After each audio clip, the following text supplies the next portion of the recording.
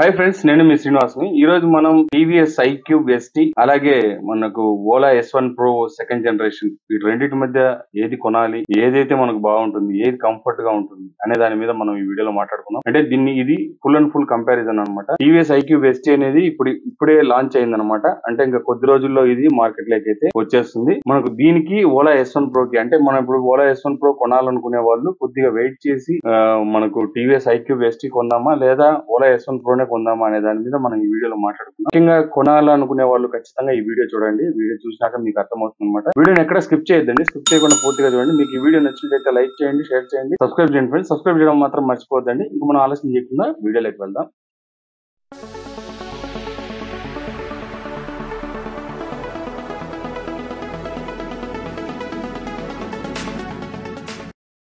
Friends, మనం ముందుగా Ola S1 Pro second generation గురించి మాట్లాడుకుందాం. తర్వాత మనం టీవీఎస్ iQube ST గురించి చూసుకుందాం. తర్వాత మనము లాస్ట్లో ఫైనల్ కన్క్లూజన్కి వస్తాం అనమాట, ఏది కొనాలనే దాని మీద.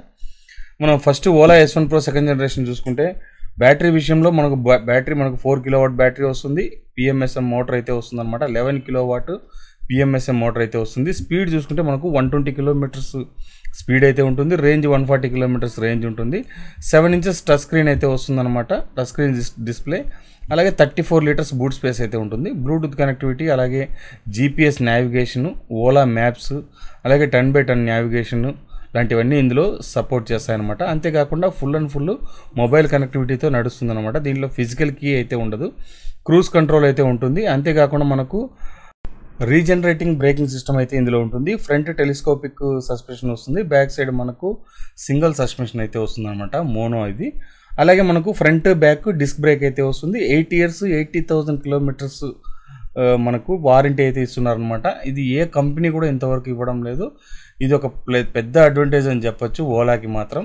ఇంకా అలాగే మనకు దీంట్లో పార్టీ మోడ్ లాంటివి అలాంటివి తనతనిగా డిస్ప్లేస్ ఇవన్నీ కూడా ఇందులో ఉంటాయన్నమాట. ఇది ఒక బెస్ట్ థింగ్ అని చెప్పొచ్చు. అంతేకాకుండా ఇందులో వచ్చి ప్యానల్ గ్యాప్స్ ఇలాంటివన్నీ కొద్దిగా ప్రాబ్లమ్స్ అయితే ఉన్నాయి. చాలామంది యూజర్స్ మనకు చెప్పేది ఏమనంటే ప్యానల్స్ ఊగుతున్నాయి సార్, ఈ మరిగా వెళ్తున్నప్పుడు కొద్దిగా గుంతల్లో అట్లయినా మనం వెళ్ళామంటే మొత్తం షేక్ అయితే అవుతుంది.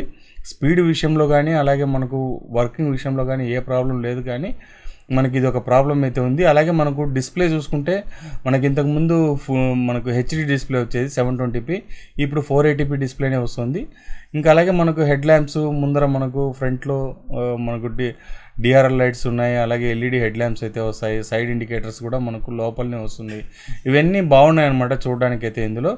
అలాగే మనకు సైడ్ స్టాండ్ చూసుకుంటే ఇందులో కొద్దిగా ప్లాస్టిక్ది అయితే ఇవ్వడం అయితే జరిగింది. దీంట్లో మనకు ఐరన్ ఇచ్చింటే చాలా బాగుండేది.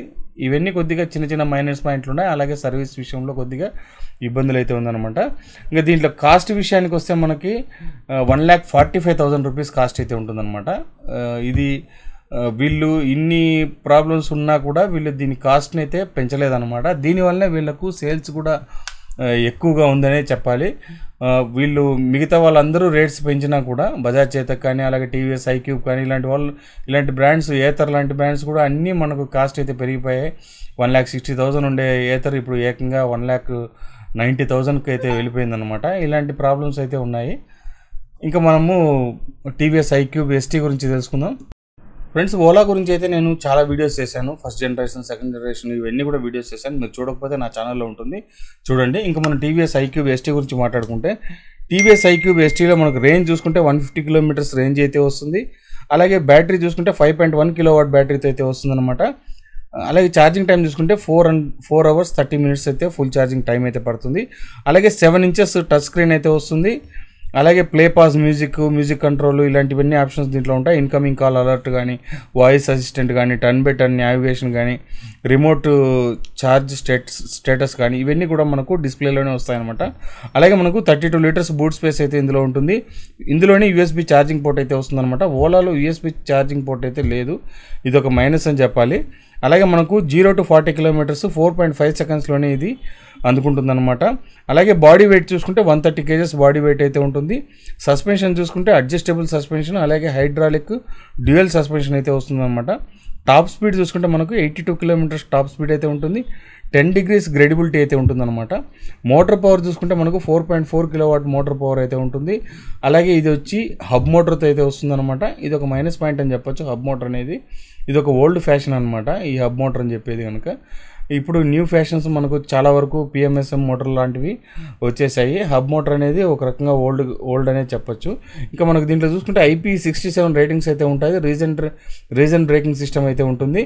అలాగే 33 Nm టార్క్ని అయితే ఇది ప్రొవైడ్ చేస్తుందని చెప్పాలి.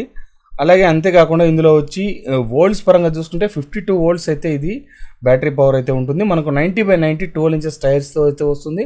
950 watts ఛార్జర్ అయితే ఇందులో ఉంటుందన్నమాట.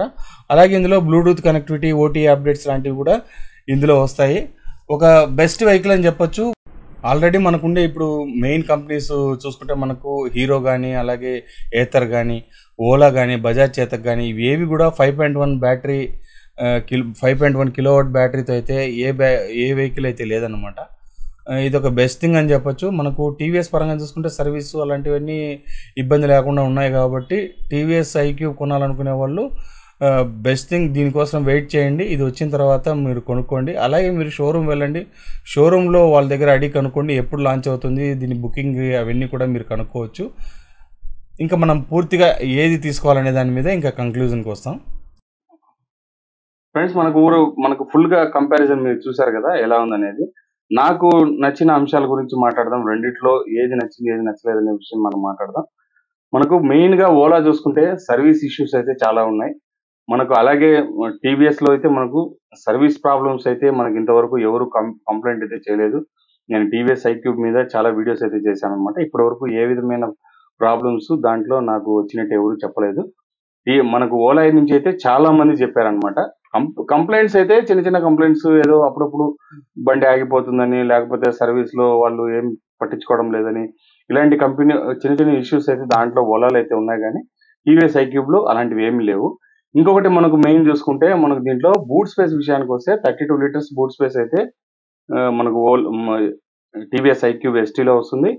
అలాగే మనకు Ola S1 Pro second generation లో 34 liters వస్తుంది అనమాట. ఇది పెద్ద కంపారిజన్ ఏం కాదు, ఎందుకంటే 2 liters అనేటప్పుడు మనకు అది పెద్దగా డిఫరెన్స్ అయితే తెలియదు. ఓలాలో ఎందుకంటే మనకు ఫ్లాట్ గా ఉంటుంది, అంటే ఏదైనా పెట్టుకోవడానికి కానీ అలాంటివన్నీ కూడా మనకు కొద్దిగా వాటంగా ఉంటుంది. రెండిట్లోనూ 2 full హెల్మెట్స్ అయితే దీంట్లో పడతాయి అనమాట. అదొక అడ్వాంటేజ్ అని చెప్పొచ్చు. రెండిట్లోనూ బాగానే ఉంది ఇది. ఇంకా మనకు మెయిన్ తేడా ఎక్కడ వస్తుందంటే స్పీడ్ లో తేడా వస్తుంది అనమాట. 120 kilometers speed Ola S1 Pro second generation లో వస్తుంది. మోటార్ గురించి చూసుకుంటే మోటార్ ఇందులో 4.4 kilowatt మోటార్ అయితే వస్తుంది. Ola S1 Pro second generation లో 11 kilowatt మోటార్ అయితే వస్తుంది అనమాట. పీక్ పవర్ చూసుకుంటే మనకు 120 kilometers పీక్ పవర్ స్పీడ్ అయితే దీంట్లో ఉంటుంది. దీంట్లో మనకు 4.4 kilowatt కి 82 kilometers స్పీడే వస్తుంది అనమాట. హబ్ మోటార్ కంటే మనకు పిఎంఎస్ఎం మోటార్ అనేది కొంచెం మోటార్ బాగా స్ట్రాంగ్ గా ఉంటుంది, క్వాలిటీ ఉంటుంది, అలాగే మంచి లైఫ్ అయితే వస్తుంది అనమాట. ఈ హబ్ మోటార్ అనేది మనకు ఓల్డ్ ఫ్యాషన్. అది వాళ్ళు ఇప్పుడు కూడా దాన్ని ఎస్టీలో చేంజ్ చేస్తారనుకున్నాను నేను, కానీ ఎస్టీలో చేంజ్ చేయలేదు. వాళ్ళు అదే మాదిరిని తీసుకొని వచ్చేసారనమాట. అది ఒక కొద్దిగా నాకు బ్యాక్ డ్రాప్ అనిపించింది. కాబట్టి మనం దీన్ని కంపేర్ చేసుకుంటే అంటే మనకు అంత స్పీడ్ అవసరం లేదు, మనకు 60 to 70 kilometers స్పీడ్ చాలు అనుకునే వాళ్ళు ఖచ్చితంగా ఐక్యూ ఎస్టీకి వెళ్ళిపోండి, టీవీఎస్ ఐక్యూ ఎస్టీకి. ఎందుకంటే సర్వీస్ ఇష్యూస్ ఉండవు, టీవీఎస్ మంచి బ్రాండ్. అలాగే వాళ్ళు ఏదైనా సర్వీస్ ప్రాబ్లమ్స్ ఉంటే వాళ్ళు దీన్ని రెక్టిఫై చేస్తారు, ఎందుకంటే వాళ్ళ బ్రాండ్ వాల్యూ పోతుంది కాబట్టి వాళ్ళు క్లియర్ చేస్తారనమాట. మీరు కొనాలనుకునే వాళ్ళు ఖచ్చితంగా టీవీఎస్ ఐక్యూబ్ ఎస్టీకి పోండి. అదే మీరు 1,45,000 అయితే దీనికి పడుతుంది, దానికి దగ్గర 2 lakhs అయితే పడుతుంది అనమాట. మీరు ఆ ప్రైస్ కంపారిజన్ కూడా చేసుకోండి, మీకు ఎలా ఉంటుంది, మనం ఇంత కాస్ట్ పెట్టగలమా అని. పెట్టలేకపోతే కనుక Ola S1 Pro second generation ఏ బండికి తీసిపోదు, బ్రహ్మాండమైన బండి, దీంట్లో డౌటే లేదు. నాకు కొద్దిగా రేంజ్ ఎక్కువ కావాలి, నేను తీసుకుంటాను, మనకు డబ్బున్నా పర్వాలేదు అని అంటే ఆలోచించకుండా ఏ దాంట్లోకి పోవాల్సిన పని లేదు, డైరెక్ట్ టీవీఎస్ ఐక్యూబ్ ఎస్టీకి అయితే వెళ్ళిపోండి, బెస్ట్ అని చెప్పొచ్చు అనమాట. ఇంతే ఫ్రెండ్స్, ఇంక ఈ వీడియో నచ్చితే లైక్ చేయండి, షేర్ చేయండి, సబ్స్క్రైబ్ చేయండి. సబ్స్క్రైబ్ చేయడం మాత్రం మర్చిపోద్దండి. ఇలాంటి మంచి వీడియోస్తో మళ్ళీ కలుస్తాం. అంతవరకు బాయ్ బాయ్.